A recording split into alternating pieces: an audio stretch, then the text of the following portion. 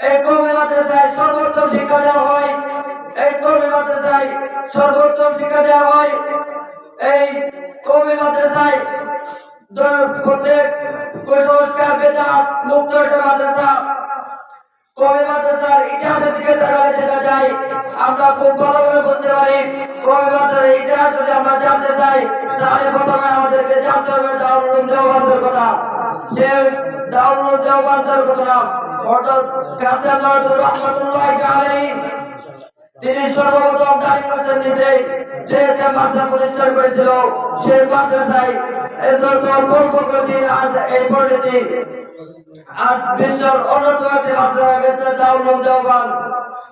কওমি মাদ্রাসার অবদানের দিকে তাকালে আমরা দেখতে পারি দেশের কওমি মাদ্রাসায় প্রত্যেকটা জায়গায় ইসলামিক শিক্ষা দেওয়া হয়। কুসংস্কার মুক্ত একটা মাদ্রাসা। এই কওমি মাদ্রাসা যদি আসতে না থাকতো তাহলে আমরা দেশে থাকতে পারতাম না। এই কওমি মাদ্রাসায় এই কৃষকদের, শ্রমিকদের, প্রত্যেক গরিব মিসকিনদের, ছাত্রদের, গরিব মিসকিন বাবাদের তাদের সন্তানদেরকে এখানে নিয়ে আসে দিনের শিক্ষা দেওয়া হয়।